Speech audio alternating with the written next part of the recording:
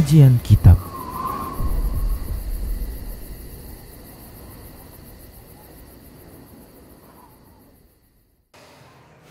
Bismillah. Assalamualaikum warahmatullahi wabarakatuh. Innal hamdalillah nahmaduhu wa nasta'inuhu wa nastaghfiruh. Wa na'udzu billahi min syururi anfusina wa sayyiati a'malina. May yahdihillahu fahuwal muhtadi wa may yudlil falan tajida lahu waliyyan mursyida. Asyhadu an la ilaha illallah wahdahu la syarika lah wa asyhadu anna Muhammadan abduhu wa rasuluh alladzi la nabiyya ba'dah. Wa qala Allah subhanahu wa ta'ala ya ayyuhalladzina amanu taqullaha haqqa tuqatih wa la tamutunna illa wa antum muslimun. Wa qala azza man qala ya ayyuhalladzina amanu taqullaha wa qulu qawlan sadida. Yuslih lakum a'malakum wa yaghfir lakum dhunubakum wa may yuti'illaha wa rasulahu faqad faza fawzan 'azima. Ya ayyuhan nasu taqu rabbakumul ladzi khalaqakum min nafsin wahidah wa khalaqa minha zawjaha wa batha minhuma rijalan katsiran wa nisaa'a wattaqullaha alladzi tasaaluna bihi wal arham innallaha kana 'alaikum raqiba. Amma ba'du, inna astaqal hadithi kitabullah wa khairal hadi hadi Muhammad sallallahu alaihi wasallam wa syarrul umur muhdatsatuha wa kullu muhdatsatin bid'ah wa kullu bid'atin dhalalah wa kullu dhalalatin finnar. Ikhwati wa akhwat, para pemirsa dimanapun Anda berada, alhamdulillah kembali kita bertemu dalam kajian menuju negeri abadi, di mana kita sedang membahas terkait dengan neraka. Dan untuk kesempatan kali ini kita akan membahas terkait dengan orang-orang yang masuk neraka tetapi tidak kekal di dalamnya. Sebelumnya telah kita bahas orang-orang yang kekal dalam neraka selamanya, ya, tidak akan pernah keluar dari neraka selamanya. Sementara yang ini yaitu siapa saja sih yang orang-orang yang calon penduduk neraka namun tidak sampai kekal dalam neraka. Alladzina yadkhuluna an-nar lam yakhrujuna minha. Adapun orang-orang yang masuk neraka summa yakhrujuna minha, kemudian mereka keluar dari neraka, hum ahlut tauhid. Ciri utama mereka adalah ahlut tauhid. Mereka yang mentauhidkan Allah subhanahu wa ta'ala. Alladzina lam yusyriku billahi syai'a. Yang tidak mensekutukan Allah dengan apapun. Demikian ikhwah. Ini satu hal yang penting sekali. Yang penting sekali. Walakinna lahum dzunubun katsiratun faqat hasanatahum wa khaffat mawazinuhum. Hanya saja mereka memiliki banyak dosa, ya, sehingga dosa tersebut melebihi kebaikan mereka, dan kebaikan itu ringan timbangannya. Artinya ringan timbangan dari kebaikan mereka itu ringan. Di sini ikhwah azallahu wa iyyakum, kita perhatikan memang untuk terkait dengan masalah kekal dan tidaknya dalam neraka itu sangat erat kaitannya dengan tauhid. Ya, sangat erat kaitannya dengan tauhid. Karena seorang yang mensekutukan Allah Subhanahu wa taala, dia tidak akan mendapatkan keampunan dari Allah Subhanahu wa taala. Oleh karena itu ikhwah azallahu wa iyyakum, Allah Subhanahu wa ta'ala firman, Innallaha la yaghfiru ay yushrika bihi syai'a wa yaghfiru ma duna dzalika liman yasha. Innallaha la yaghfiru ay yushrika bihi wa yaghfiru ma duna dzalika liman yasha. Allah itu tidak akan pernah mengampuni dosa orang yang berbuat syirik. Wa yaghfiru ma duna dzalika liman yasha.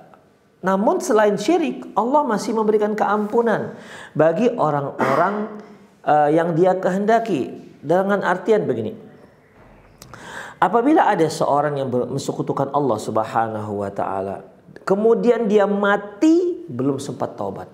Seperti yang pernah kita bahas bahwasanya Allah itu pada dasarnya mengampuni semua orang-orang, semua dosa manusia jika dia bertaubat kepada Allah Subhanahu wa taala. Seperti Rasulullah sallallahu alaihi wasallam bersabda, "Innallaha yaqbalu taubatal 'abdi ma lam yugharghir." Sesungguhnya Allah Subhanahu wa taala akan menerima taubat seorang hamba selama belum dicabut nyawanya. Sebesar apapun dosanya, sebanyak apapun kesyirikannya, walaupun dosanya sampai sepenuh langit dan bumi, tapi kalau dia datang kepada Allah, bertaubat, mohon ampun kepada Allah dengan taubat nasuha, Allah akan ampuni. Allah akan ampuni. Demikian ikhwah, ya. Dalam sebuah hadis sebutkan wala ubali, dan aku nggak peduli seberapa banyak dosa mereka. Kalau mereka datang kepada Allah, bertaubat dengan taubat nasuha, Allah pasti ampuni dosanya. Namun apabila dia dosa tersebut dosa syirik dan la haula wala quwata illa billah, dan dia wafat atau meninggal sementara dia belum tobat dari dosa syirik tersebut, maka ini yang membuat si pelakunya itu menjadi kekal dalam neraka jahanam. Ini yang sangat berbahaya. Makanya kalau kita lihat bagaimana dakwah para rasul. Dakwah para rasul itu yang pertama dan yang utama adalah mengajak umat muslim, mengajak kaum muslim, mengajak umat manusia untuk ke tauhid. Syiar mereka, malakum min ilahin ghairu. Kenapa kalian menyembah selain Allah Subhanahu wa taala? Kenapa kalian menyembah berhala-berhala? Kenapa kalian tidak menyembah Allah Subhanahu wa taala? Jadi syiar yang pertama mereka, dakwah mereka yang pertama adalah mengajak umat manusia pada tauhid dan menjauhkan manusia daripada kesyirikan.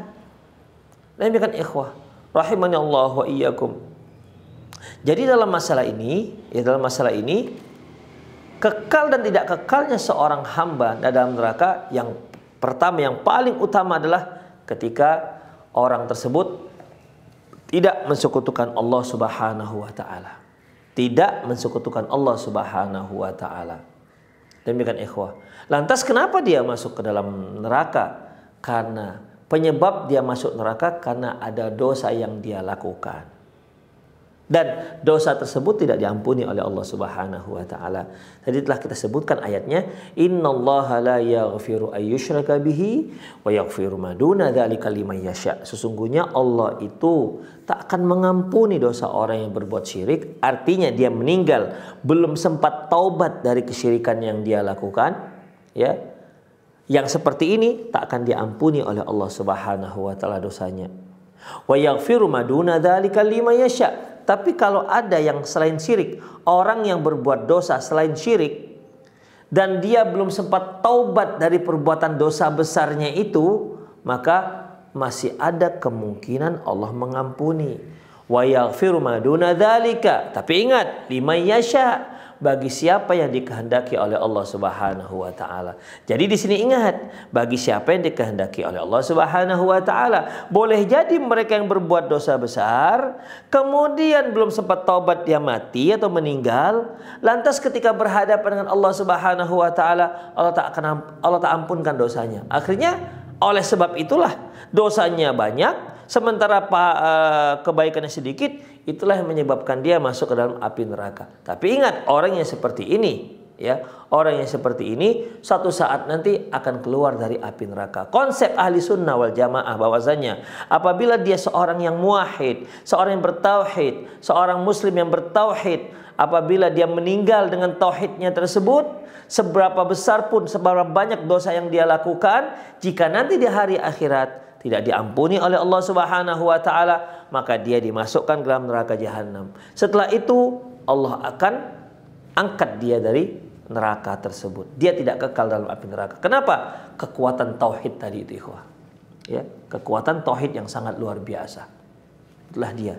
Jadi orang yang bertauhid tidak pernah mensekutukan Allah Subhanahu wa taala, tapi dosanya banyak, maka orang ini kalau tak diampuni oleh Allah Subhanahu wa taala, maka dia diseret ke dalam api neraka dan dia suatu hari nanti akan keluar dari api neraka tersebut. Dia tidak kekal selamanya sebagaimana halnya orang-orang musyrik yang sudah kita pelajari dan sebagaimana halnya orang-orang kafir.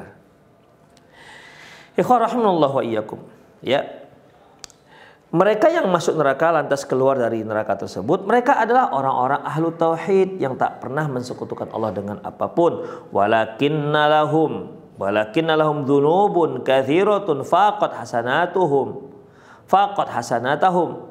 Hanya saja dosa mereka banyak sehingga dosa mereka itu melebihi, mengalahkan perbuatan baik mereka.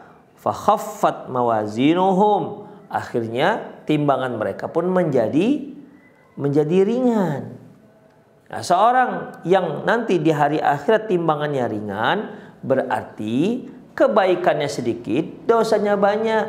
Kalau dia timbangannya berat, berarti kebaikannya banyak, dosanya sedikit.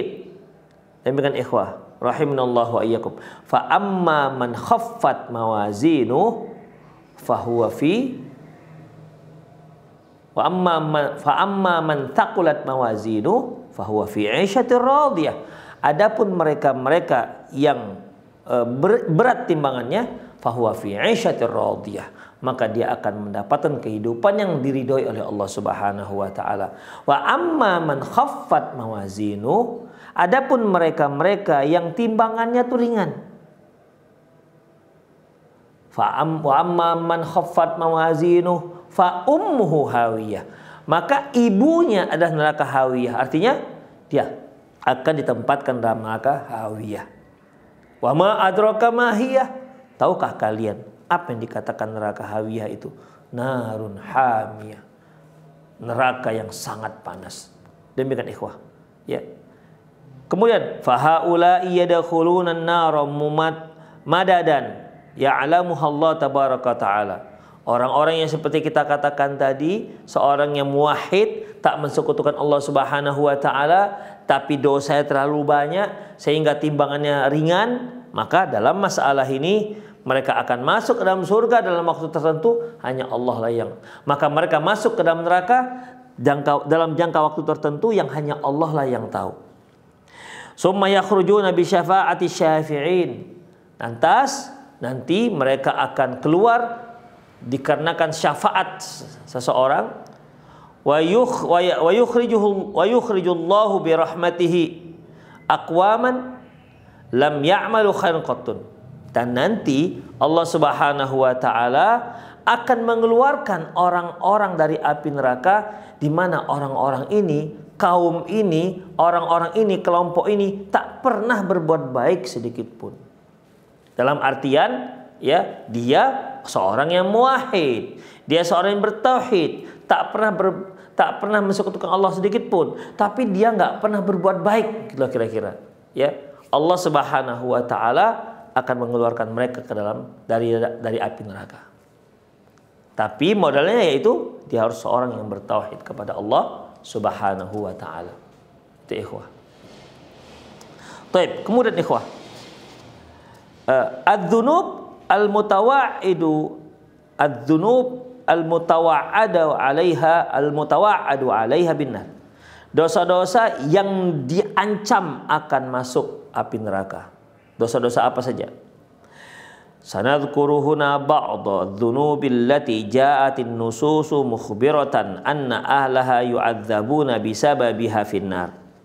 Berikut kita akan sebutkan beberapa dosa yang tercantum dalam nas-nas, artinya yang tercantum dalam Al-Quran dan yang tercantum dalam sunnah Nabi SAW, di mana dua nas ini, dua dalil ini menceritakan kepada kita, memberitakan kepada kita bahwasanya penduduknya tersebut akan masuk api neraka dikarenakan satu dosa tertentu.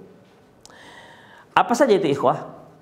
Satu, al-firaqul mukhalifatu lisunnah, yaitu kelompok-kelompok ataupun kaum muslimin yang menyelisihi sunnah Rasulullah sallallahu alaihi wasallam. Demikian ikhwah, ya. Rawa Abu Daud wa Darimi wa Ahmad wa Hakim wa ghairuhum an Muawiyah bin Abi Sufyan. Diriwayatkan oleh Imam Abi Daud, Imam Darimi, Imam Ahmad, Imam Hakim dan lain-lainnya dari Muawiyah bin Abi Sufyan radhiyallahu anhu annahu qala, bahwasanya dia berkata, ala inna Rasulullah qama fina, ketahuilah bahwasanya satu hari Rasulullah berdiri di hadapan kami, faqal, dan berkata, ala inna man min qablikum min ahlil kitabi iftaraqu ila sintaini wa sab'ina millah. Ketahuilah bahwasanya sebelum kalian itu ada umat-umat dari kalangan ahli kitab di mana mereka terpecah belah menjadi 72 golongan. Wa inna hadhil millah sataftariqu ala salasi wa sab'ina firqah. Sab'in. Adapun umatku ini, kata Rasulullah, umat Islam ini sekarang ini akan terpecah menjadi 73 golongan.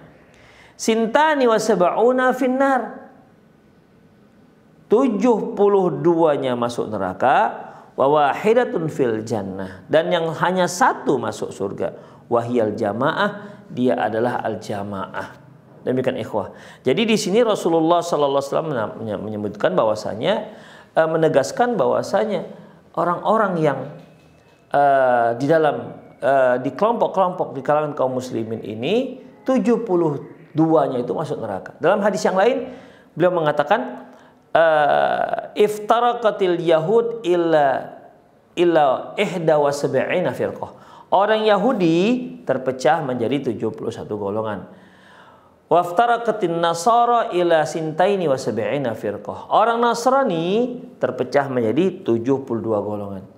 Wasataftariqu ummati ila salati wa sab'ina firqah, dan umatku ini akan terpecah menjadi 73 kelompok, kulluha finnar, semuanya masuk neraka, illa wahidah, kecuali yang satu. Demikian, semuanya masuk neraka kecuali hanya satu. Demikian ikhwah. Di sini disebutkan yang mana yang satu itu, wa wahidatun finnar, yang satu masuk surga, wahiyal jamaah, dia adalah jamaah. Ikhwah rahimanallah wa iyyakum. Hadis ini menunjukkan kepada kita bahwasanya bagaimana Rasulullah Shallallahu Alaihi Wasallam sudah mengabarkan kepada kita umat ini akan terpecah sampai seperti itu. Lantas apa hubungannya dengan menyelisih sunnah? Ikhwah, dalam riwayat yang lain ada disebutkan dengan lafaz di saat Rasulullah Shallallahu Alaihi Wasallam menyebutkan kullu afinar illa wahidah, semuanya masuk neraka kecuali hanya satu. Lantas sahabat mengatakan, mahya ya Rasulullah, yang mana yang satu itu ya Rasulullah? Beliau katakan, ma ana alaihi wa ashabi, yaitu mereka yang berpijak di atas sunnahku dan para sahabatku. Ma ana alaihi wa ashabi, orang-orang yang berpijak di atas sunnahku dan sunnah para sahabat-sahabatku. Itu ikhwah rahimanallah wa iyyakum. Makanya di sini penulis menyebutkan hadis ini di bawah judul yaitu al-mukhalafatul sunnah, mereka-mereka yang menyelisih sunnah Rasulullah SAW. Demikian ikhwah. Jadi yang 72 yang masuk neraka itu yang menyelisih sunnah Rasulullah SAW. Yang satu yaitu mereka yang mengikuti sunnah Rasulullah SAW. Oleh karena itu kita sebagai seorang muslim harus berupaya dengan semaksimal mungkin, kita berusaha belajar ya, untuk bisa mengetahui apakah kita itu sudah sesuai dengan sunnah Rasulullah SAW dari sisi akidah kita, apakah sudah sebagaimana yang diinginkan Rasulullah SAW. Ibadah kita, apakah semuanya ada dasar dalilnya dari sunnah Rasulullah SAW. Karena bagaimanapun beliau sallallahu alaihi wasallam menyuruh kita untuk beribadah, pendekatan diri kepada Allah itu sebagaimana yang beliau tuntun. Sampai beliau mengatakan, man ahdatsa fi amrina ma laisa minhu fahuwa raddun. Barang siapa yang melakukan suatu hal yang mengada-ngada dalam dalam agama, dalam urusan kami yang tidak ada dasarnya, fawaradun, maka dia tertolak. Demikian ikhwah. Jadi dalam masalah ini kita harus berupaya di atas sunnah Rasulullah sallallahu alaihi wasallam dari semua lini kehidupan kita. Ya, karena Rasulullah sallallahu alaihi wasallam mengajarkan kita untuk berusaha semaksimal mungkin agar kehidupan kita, aktivitas kita, semua lini kehidupan yang kita lakukan, yang kita jalani sesuai dengan sunnah Rasulullah sallallahu alaihi wasallam. Mulai dari kita bangun tidur sampai kita tidur kembali. Bahkan ketika kita tidur pun kalau bisa sesuai dengan sunnah Rasulullah sallallahu alaihi wasallam. Demikian ikhwah. Karena beliau mengajarkan semuanya. Ya. Itulah di antara hikmah qad ja'akum rasulun min anfusikum. Setelah datang pada kalian Rasul dari diri kalian, dari kelompok manusia. Karena kalau dia dari malaikat, seandainya lah Allah Subhanahu wa Ta'ala mengutus seorang Rasul itu dari kalangan malaikat, kita nggak bisa untuk menteladani beliau. Kenapa? Dia malaikat. Kehidupannya sangat jauh dengan kehidupan manusia. Jadi karena Allah Subhanahu wa Ta'ala itu sayang kepada manusia, Allah utus seorang Rasul, Nabi itu dari kalangan manusia. Supaya kita bisa menirunya, mentauladaninya. Yang selalu kita katakan, yang uswatun hasanah. Tauladan yang baik. Itu ikhwah.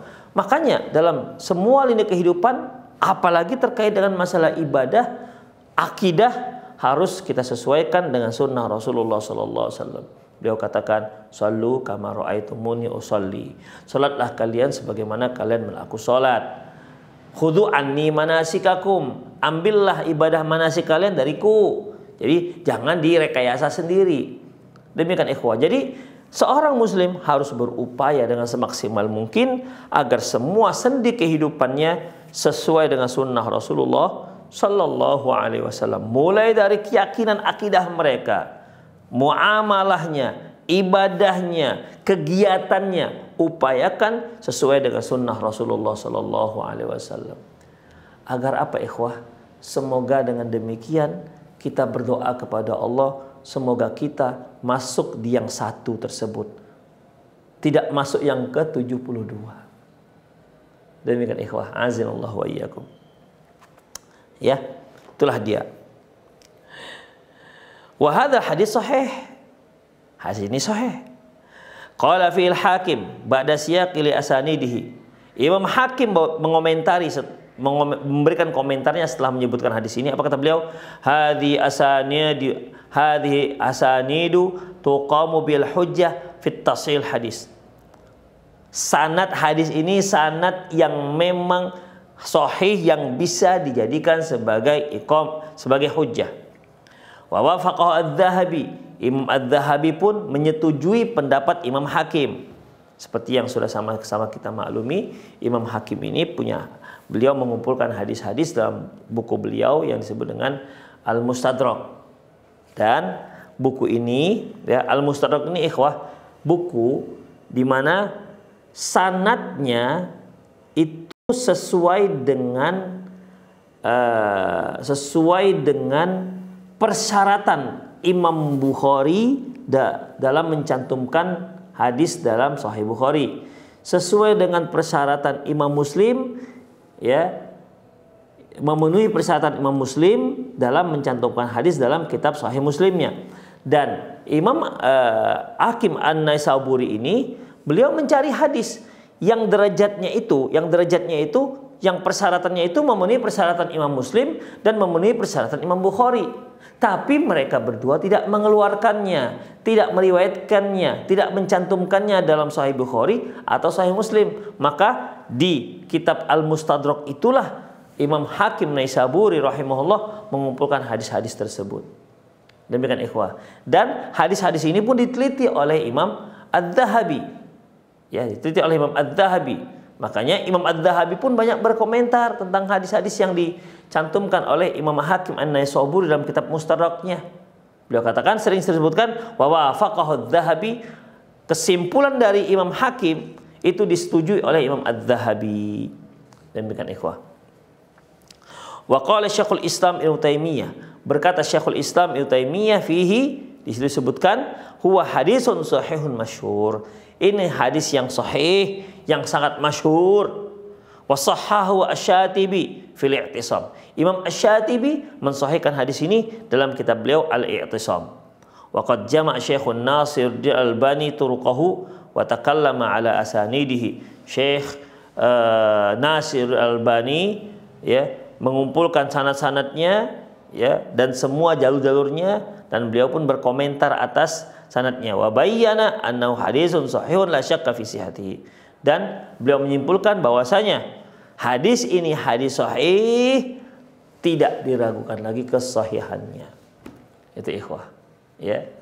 Itulah dia. Jadi orang-orang yang menyelisih sunnah Rasulullah sallallahu alaihi wasallam ya, mereka akan terancam dengan hal yang disebutkan dalam hadis Rasulullah Sallallahu Alaihi Wasallam.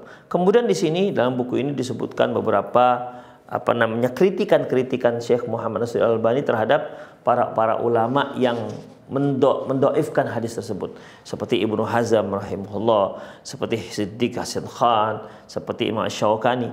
Beliau mengulas dan kritik satu persatu di mana kesalahan kesimpulan yang para ulama-ulama ini menyebutkan, sehingga mereka katakan bahwasanya hadis ini hadis dhaif.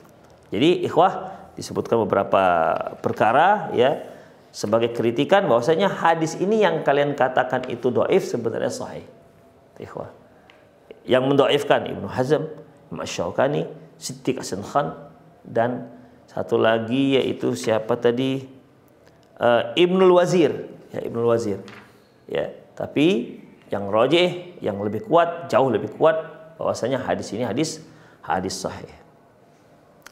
Kemudian ikhwah yang kedua yaitu al-mumtani'una minal hijrah. Mereka-mereka yang tak mau hijrah. Ya. Mereka-mereka yang tak mau hijrah, sebagaimana yang kita ketahui bahwasanya hijrah itu adalah perpindahan dari satu tempat ke tempat yang lain. Itu dikatakan hijrah. Demikian ikhwah. Ya, kalau istilah dalam syariat kita, hijrah yang dimaksud adalah hijrah dari Mekah ke kota Madinah. Hijrahnya para sahabat dari Mekah ke kota Madinah. Tapi kan sekarang tidak ada lagi. Kalau dahulu para sahabat hijrah dari kota Mekah ke kota Madinah, dikarenakan kota Mekah kaum muslimin tidak bisa mereka menyembah Allah Subhanahu wa taala. Sementara di Madinah sudah bisa. Bahkan di sana sudah berdiri sebuah negara Islam yang dipimpin oleh Rasulullah sallallahu alaihi wasallam. Jadi mereka diwajibkan pindah, meninggalkan Mekah menuju Madinah. Itu hijrah. Atau makna hijrah yaitu meninggalkan keburukan menuju kepada kebaikan. Atau bisa juga hijrah itu pindah dari tempat yang banyak fitnahnya, banyak kemungkarannya, dan kita khawatir akan diri kita, istri kita, anak-anak kita, maka kita juga disyariatkan untuk pindah ke tempat lain, di mana tempat tersebut kita mudah melakukan kebaikan, lingkungan-lingkungan yang baik, sehingga kita, istri kita, anak-anak kita tidak terpengaruh dengan kekufuran-kekufuran yang sebelumnya. Itu ikhwah rahimanallahu wa iyyakum. Ya, jadi yang nomor 2, al-mumtani'una fil hijrati. Mereka yang tak mau hijrah.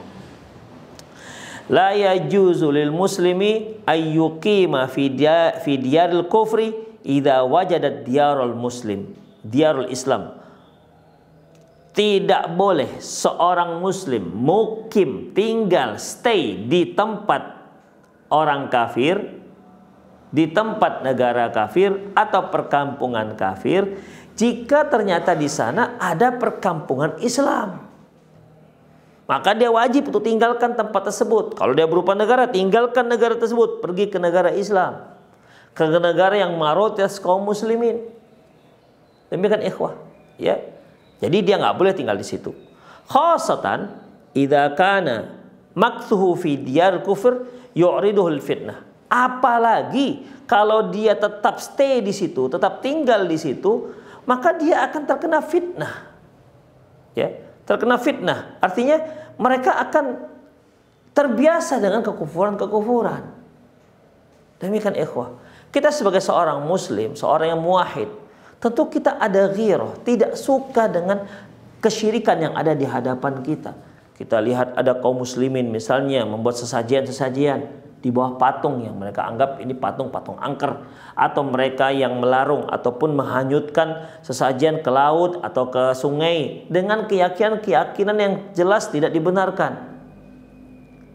Demikian ikhwah. Atau dia melakukan apalah yang kita tahu itu sebuah kesyirikan. Taib.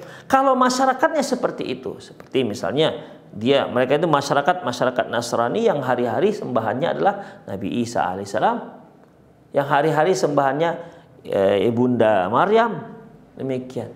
Yang kita tahu itu sebuah kesyirikan, semuanya begitu, demikian. Terus kita terbiasa dengan kesyirikan seperti itu. Ya jangan-jangan kita juga menjadi ikut andil dalam mensukseskannya. Demikian ikhwah. Ketika mereka punya acara keagamaan, kita bantu sapu-sapu. Begitu kira-kira. Dengan alasan toleransi. Atau kita nyediakan, kita yang susun bangkunya. Atau kita yang menjaganya supaya aman, tentram dalam melaksanakan ritual keagamaan mereka. Ini kan bisa kufur, ikhwah. Ya, bisa kufur. Kenapa seperti itu? Alasan toleransi. Betul, Islam itu agama yang toleransi. Tapi ingat, bukan toleransi yang bablas. Toleransi dalam Islam itu ada batasannya. Ya, ada batasannya. Bukan berarti nanti sampai mereka ikut sembahyang bersama orang kafir, lantas itu dikatakan toleransi. Itu bukan toleransi, itu kufur. Keluar dari Islam menuju kekufuran. Demikian ikhwah. Ya, jadi dalam masalah ini agar kita tidak terfitnah, ya, agar kita tidak terfitnah maka tinggalkan tempat tersebut. Demikian. Ustadz, saya orang yang kuat. Oke, Anda kuat. Anak Anda kuat apa tidak? Istri Anda kuat apa tidak? Demikian ikhwah. Terbiasa dengan kekufuran. Demikian ikhwah. Rahimanallahu wa iyyakum. Saya berikan contoh. Gak usah yang terkait dengan masalah kekufuran. Misalnya, kalau kita lagi naik sepeda motor, di samping kita ada pick up yang bawa babi, misalnya. Kita sudah, sudah merasa jijik. Apa ini samping kita? Ada demikian ikhwah. Coba bayangkan kalau kita tinggal di sebuah kampung yang di sana mereka melihara babi, yang babinya itu biasa berkeliaran seperti kita kucing di sini. Demikian ikhwah. Mungkin awal-awalnya ketika tinggal di situ kita merasa jijik. Kenapa sini ada babi berkeliaran? Tapi lama-kelamaan tuh babi jangan-jangan di pandangan kita seperti kucing. Demikian. Jangan-jangan pun kita lagi dengan babi ini biasa-biasa saja. Jangan-jangan kita juga gini-ginikan babi itu seperti kita gitu kan kucing. Karena sudah terbiasa.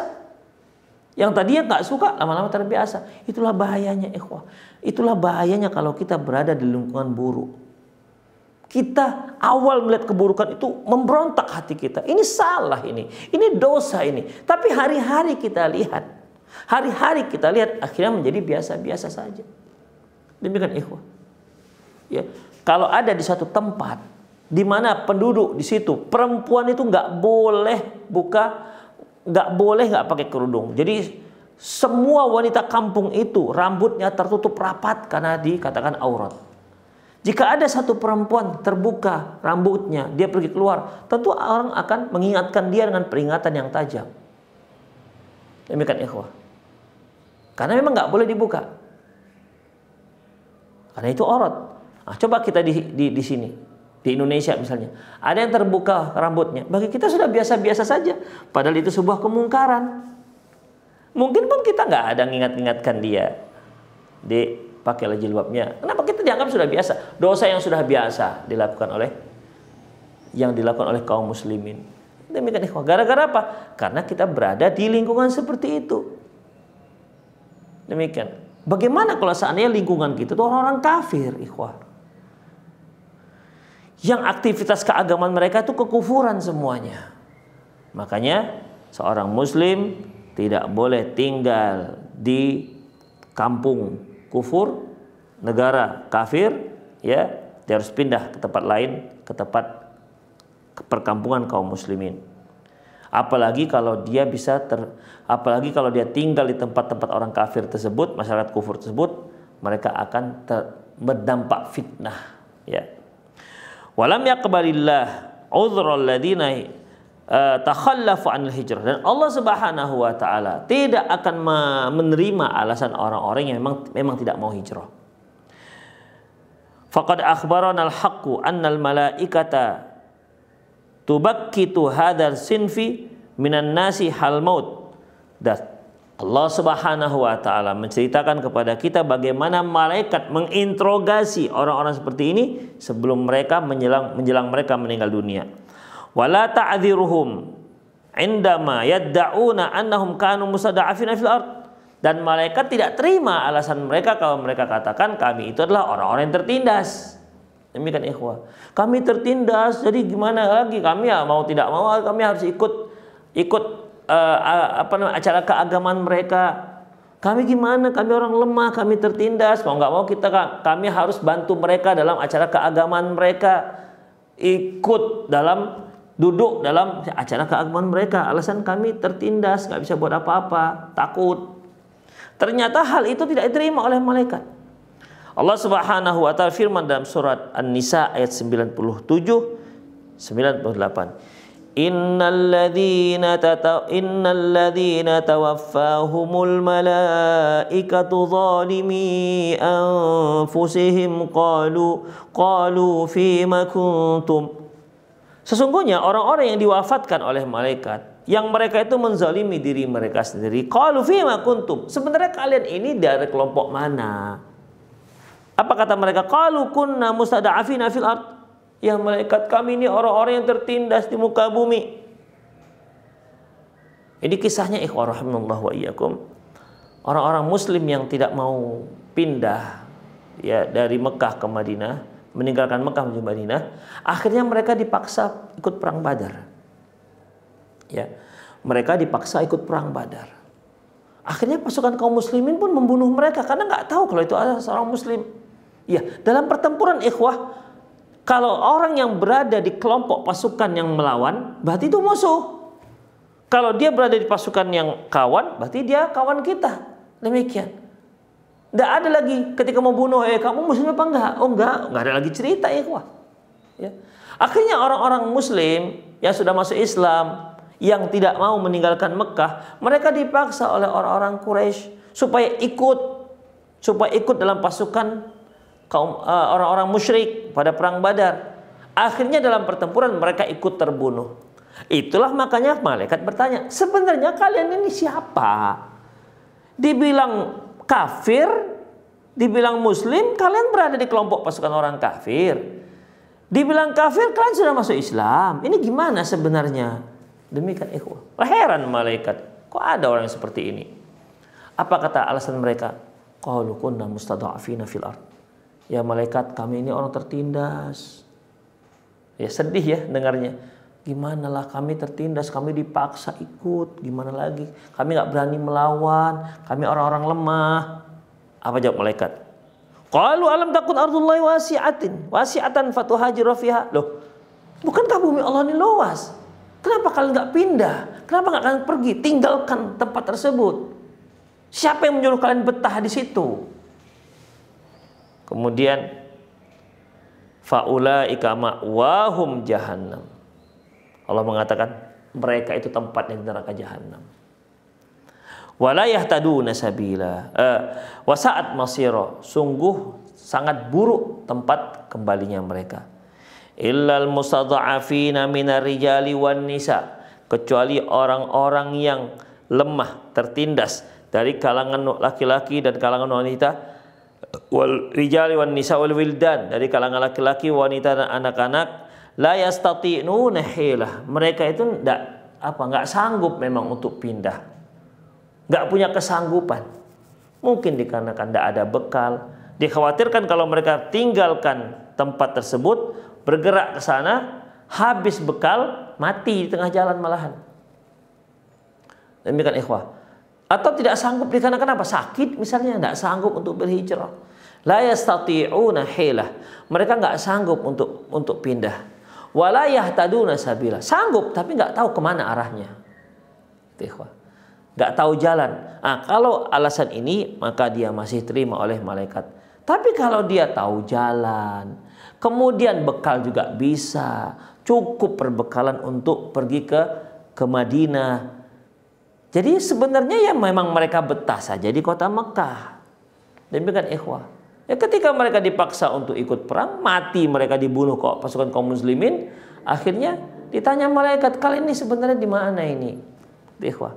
Dan mereka beri alasan, karena setiap manusia itu ketika ditanya pasti kasih alasan, ya. Alasan yang seolah-olah membela mereka padahal tidak sama sekali. Ya, alasan mereka itu tak diterima oleh malaikat. Akhirnya apa? Campakkan mereka ke dalam api neraka. Itulah ikhwah rahimanallahu wa iyyakum. Falam ya'darillahu man min haula'i illa al-mustada'afin alladziina la yajiduna hilatan lil khuruj. Allah tak menerima alasan mereka, sedikit pun Allah tak akan terima alasan mereka, kecuali mereka-mereka yang tertindas, mereka yang lemah, yang memang tidak sanggup untuk keluar meninggalkan tempat mereka. Wala yahtaduna ila tariqil ladzi yusiluhum ila diyaril muslim, ila diyaril Islam, dan mereka nggak tahu kemana jalan untuk menuju perkampungan muslim. Demikian ikhwah. Itu yang kedua, yaitu orang-orang yang tidak mau berhijrah. Makanya kaum muslimin, ya kaum muslimat, kalau Anda merasa Anda berada tinggal di tengah-tengah pemukiman orang kafir, orang musyrik, hanya Anda di situ yang muslim, pindahlah, tinggalkan tempat tersebut. Demikian ikhwah. Ya. Cari tempat yang bisa lebih kondusif untuk menyembah Allah Subhanahu wa taala. Apalagi ikhwah di negara-negara yang kaum muslimin itu minoritas, la haula wala quwata illa billah, untuk mencari masjid saja susah. Apalagi membangun masjid. Makanya dalam masalah ini pindah. Ya, pindah. Ikhwah. Kalau memungkinkan untuk pindah negara, silahkan. Kalau nggak memungkinkan, minimal carilah tempat yang lingkungannya baik, yang mendukung akidah kita, yang mendukung akhlak kita, yang mendukung muamalah kita.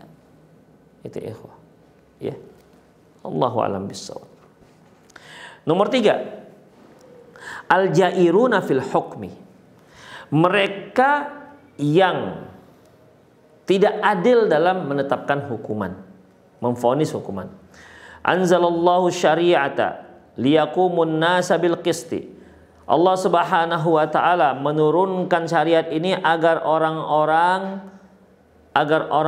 bersikap adil, menegakkan hukum yang adil.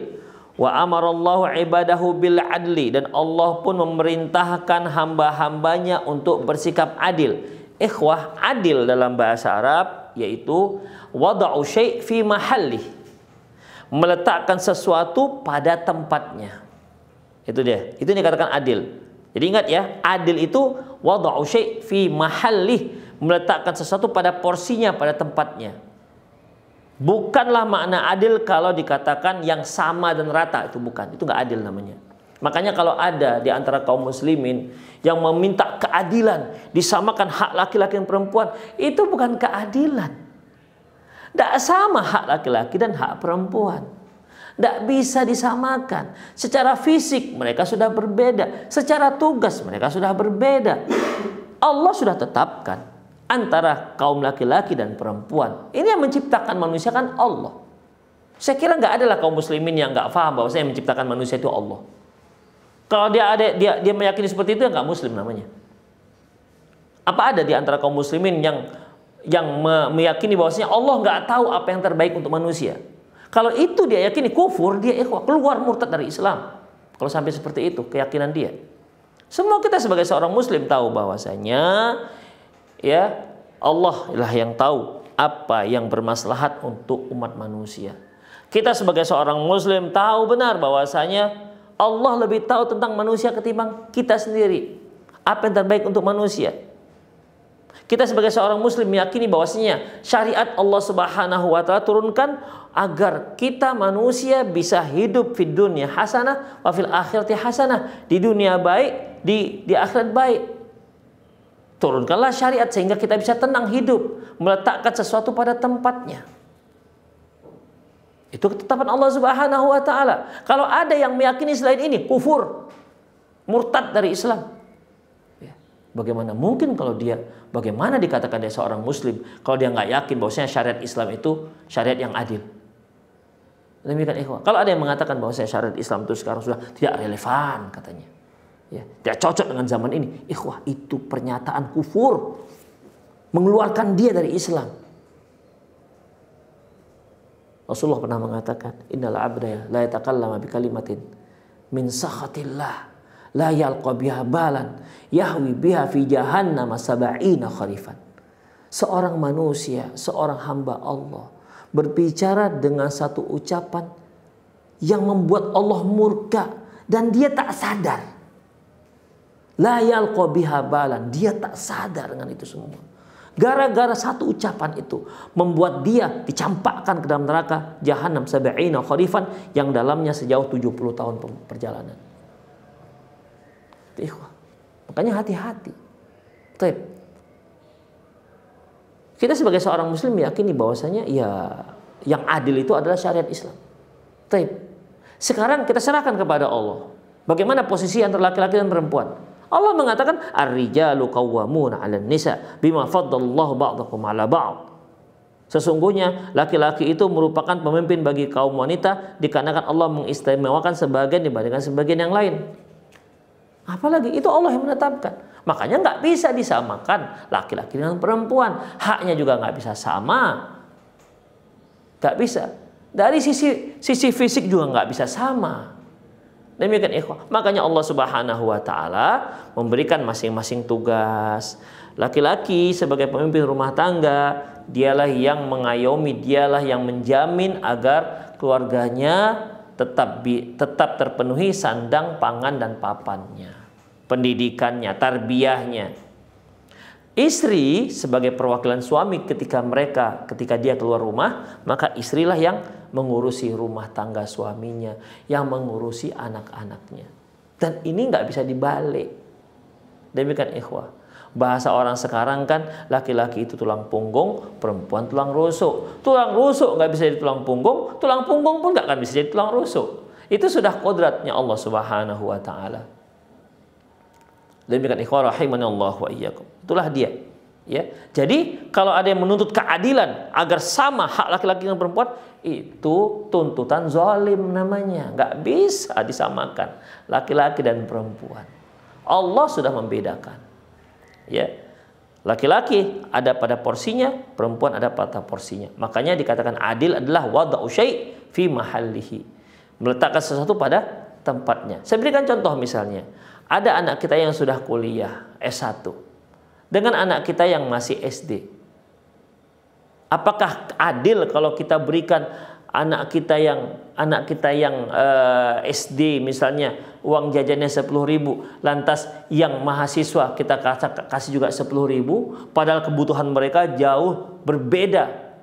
Ya, kebutuhan yang mahasiswa jelas lebih tinggi dibandingkan yang masih SD.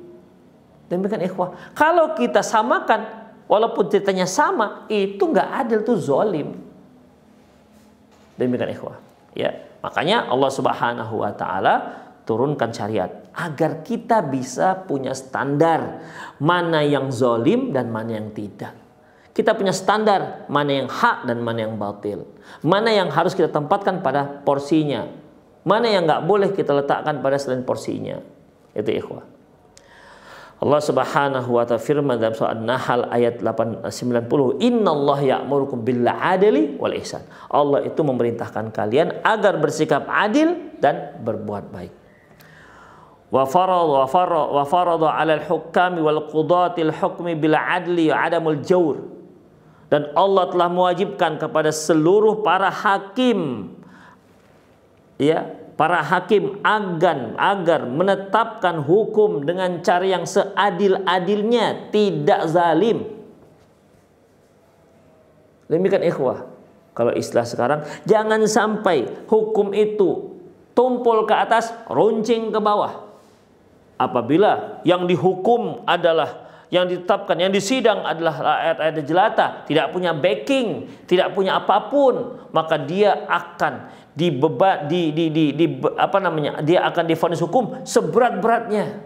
Tapi kalau pejabat misalnya, orang-orang terhormat, orang-orang kaya raya, orang-orang apalagi yang milioner, miliarder misalnya, mereka-mereka yang oligarki misalnya, tak terkena, tak tersentuh hukum sedikit pun, atau mereka kebal hukum, ini zalim seperti ini. Ya, ini zalim seperti ini. Rasulullah Shallallahu Alaihi Wasallam pernah memberikan satu vonis hukum kepada satu kaum, di mana kaum ini kaum yang terhormat, yang melanggar hukum itu dari kalangan terhormat, sehingga kaum itu minta agar dia ini dimaafkan. Apa kata Rasulullah SAW? Sungguh telah hancur umat sebelum kalian gara-gara ini. Apabila ada orang-orang terhormat melanggar hukum, ya dimaafkan. Tapi kalau ada orang-orang yang lemah, rakyat jelata, mereka yang melanggar hukum, dihukum dengan seberat-beratnya. Hancur, celaka, musnah umat sebelum ini gara-gara perbuatan seperti ini. Makanya Islam agama yang adil. Harus tegas, harus berani. Demikian kita butuh para hakim-hakim yang berani mengatakan tidak di depan orang-orang yang kuat. Katakan iya jika memang itu iya. Katakan yang benar jika benar. Katakan yang salah ketika salah. Demikian ikhwah. Qulil haq walau kana murran. Katakan yang benar walaupun itu pahit. Demikian ikhwah. Ya, jadi innallaha ya'murukum bil adli wa ihsan. Kemudian Allah berfirman dalam surat Nisa ayat 58, innallaha ya'murukum an tu'addul amanati ila ahliha. Fa idza hakamtum bainan nas an tahkumu bil adli. Sesungguhnya Allah itu memerintahkan kalian agar memberikan hak kepada orang yang berhak untuk menerimanya. Wa idza hakamtum, kalau kalian menetapkan sebuah hukum bainan nas, di antara manusia, fahkum bil adli, antahkum bil adli, hendaklah kalian menetapkan hukum yang adil. Demikian ikhwah. Kalau memang jelas dia seorang yang mencuri, jelas saksi-saksinya, potong tangannya jika memenuhi syarat. Siapapun dia, dari kalangan orang miskin, orang kaya, oligarki, siapa lagi? Miliarder, kalau jelas dia jelas mencuri, potong tangannya. Curi lagi, potong kakinya. Begitu ikhwah. Ya, itulah hukuman bagi pencuri-pencuri, bagi maling-maling. Bagaimana dengan pejabat-pejabat? Potong tangannya. Demikian di penjara-penjara begitu saja. Nggak jalan ikhwah. Jadi biarkan pejabat itu nampak tangannya nggak ada. Oh berarti memang koruptor, dia pernah mencuri uang rakyat. Demikian ikhwah. Jangan yang kita lihat rakyat kecil tangannya potong, mencuri. Sementara yang dia curi mungkin hanya 2 ekor ayam, mungkin 1 ekor kambing. Sementara para koruptor yang dicuri triliunan uang rakyat dicurinya, tapi tangannya lengkap, tak tersentuh. Jangankan terpotong, tergores sedikit pun tidak. Demikian ikhwah. Jadi Islam itu harus seorang hakim harus berani ikhwah. Diancam nyawanya nggak apa-apa kalau dia tetapkan yang benar itu benar. Diancam nyawanya, mati dia dibunuh orang, dia mati syahid insya Allah. Begitu, ya. Jangan sampai disorongkan uang merah-merah lantas goyang hukumnya. Yang tadinya jelas haram, kasih duit halom, jadi nggak jelas haramnya, jadi halom jadinya. Tambah banyak jadi halal, jadi la haula wala quwata illa billah. Kemudian ikhwah, wa qad tahaddadal haqqul ladzi la yahkumuna bil haqqi binnar. Allah Subhanahu wa taala mengancam orang-orang yang tidak adil dalam menetapkan hukum dengan api neraka. Wa qad rawa Buraidah bin Suhaib, sungguh Buraidah bin Suhaib meriwayatkan anna Rasulullah sallallahu alaihi wasallam qaal, bahwasanya Rasulullah sallallahu alaihi wasallam bersabda, al-qudatu salasatun. Hakim itu, qadi itu ada 3. Wahidun fil jannah wa isnani finnar. 2 orang, 1 orang ke surga, 2 orang dicampakkan dalam api neraka. Wa ammal ladzi fil jannati, adapun mereka yang dipersilahkan masuk ke dalam surga adalah farajulun arafal haq wa qadha bihi. Seorang yang tahu itu sebuah kebenaran dan dia berhukum dengan kebenaran. Tidak peduli dia siapapun yang menjadi terdakwa. Yang salah, salah. Yang benar, benar. Dia berhukum dengan yang benar yang dia ketahui, berijtihad, berupaya semaksimal mungkin untuk menetapkan sebuah keadilan. Apabila menurut dia itu sudah kebenaran, pertahankan kebenaran, hukumlah dengan yang benar. Demikian ikhwah, tanpa memperhatikan siapa yang sedang terdakwa. Itu seorang hakim, ini yang masuk ke dalam surganya Allah Subhanahu wa ta'ala. Seperti yang kita katakan tadi, jika memang pantas potong tangannya siapapun dia. Jika memang dia sudah terbukti berzina, ada 4 saksi, kemudian dia sudah berumah tangga, udah dirajam sampai mati. Dia terbukti membunuh orang lain, bunuh balik, gak apa-apa, dipenggal di depan orang ramai lehernya, karena dia pembunuh. Demikian ikhwah, kalau di penjara sekian tahun kemudian pulang keluar dari penjara bunuh lagi, apa jadinya ikhwah? Allah mengatakan walakum fil qisasi hayatu ya ulil albab. Sungguh pada hukum qisas itu ada kehidupan, wahai orang mau berfikir, kata Allah. Kalau dia sudah terbukti membunuh siapapun dia, mau raja jelata sampai pejabat tinggi sekalipun, potong lehernya. Makanya dalam Islam penggal kepala itu depan orang ramai ikhwah, bukan tempat tersembunyi. Bukan tempat tersembunyi, tertutup, tiba-tiba kepalanya sudah dijahit. Enggak. Depan orang ramai. Depan orang ramai, semua orang bisa lihat, supaya menjadi pelajaran bagi yang lain. Begitu Islam ikhwah, tegas untuk sebuah kejahatan, tegas ya. Sehingga orang gak main-main dalam dalam melakukan kejahatan, gak menganggap remeh. Ini kadang-kadang gara-gara pacar direbut, ditikam, dibunuh orang, apa ini ikhwah? Nyawa manusia dianggap seperti cacing begitu, dianggap seperti nyamuk, gak ada harganya. Kenapa? Hukum gak berjalan masalahnya. Coba depan dia, yang dibunuh, berani dia bunuh temannya gara-gara cewek misalnya, gara-gara pacar misalnya. Berani seorang suami tiba-tiba nyiram istrinya pakai bensin, bakar dia gara-gara mungkin istrinya cerewet. Nggak berani. Demikian. Berani istrinya menikam suaminya ketika dia ketahuan mengetahui bahwa suaminya selingkuh dengan yang lain. Ikhwah rahimallah, ada mekanisme dalam menetapkan sebuah hukum. Islam telah menetapkan. Tempuh jalur hukum. Ketika dia sudah pantas dihukum, jelas hukum dia, udah nggak ada pakai nego-nego. Demikian ikhwah, nggak pakai nego-nego. Itulah dia Islam, luar biasa ya, masya Allah. Makanya kalau ada negara yang menerapkan syariat Islam, aman ikhwah, aman. Itu dia. Ya. Kemudian, ya, pertama seorang hakim yang dia tahu kebenaran dan dia berhukum dengan kebenaran, dia tetapkan hukum dengan alasan yang benar tersebut. Wa rajulun arafal haq fajara fil hukmi wa huwa finnar. Ada lagi seorang hakim, seorang qadhi, dia tahu yang benar tapi dia berhukum dengan hukum yang salah. Ya. Dia tahu ini orang nggak salah tapi dikatakan salah. Dia tahu ini orang benar tapi dikatakan salah. Dia tahu ini orang salah tapi dikatakan benar. Berpihak kepada siapa yang bayar, maju tak gentar membela yang bayar. Ini ikhwah, ini dajjal namanya. Jadi dalam masalah ini ikhwah rahimallahu wa iyyakum, seorang hakim apabila dia tahu orang ini benar tapi dia vonis orang ini salah, atau sebaliknya dia tahu orang ini salah tapi dia tetapkan orang ini yang benar, maka tempat hakim ini, tempat si qadhi ini dalam api neraka. Yang ketiga, wa rajulun qada lin-nasi ala jahlin. Yang ketiga yaitu seorang yang menetapkan hukum dengan sesuatu yang dia nggak tahu. La haula wala quwata illa billah. Dia tetapkan orang ini salah, padahal dia nggak tahu apa alasan dia salah. Dia tetapkan orang ini terbukti mencuri, dia sendiri nggak punya bukti. Demikian ikhwah. Dia nggak tahu bagaimana cara menetapkan hukum. Orang jahil dijadikan sebagai hakim. Menetapkan hukum dengan kejahilan. Walaupun hukumnya benar, kebetulan benar, dia tetap berdosa di neraka. Apalagi salah. Allahu Akbar, la haula wala quwata illa billah.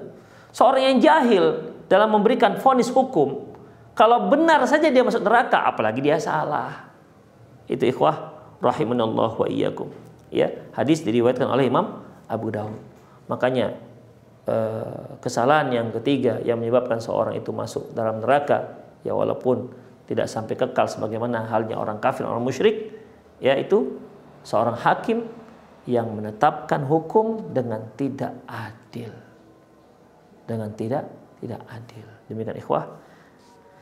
Insyaallah akan kita lanjutkan, nanti ada yang ketiga, ada yang keempat, kelima, keenam, ke-8 sampai ke-9, 10, 11, 15 ya sampai 16. Jadi banyak lagi dosa-dosa yang menyebabkan seorang itu masuk neraka dan dia walaupun tidak sampai kekal dalam neraka. Demikian ikhwah.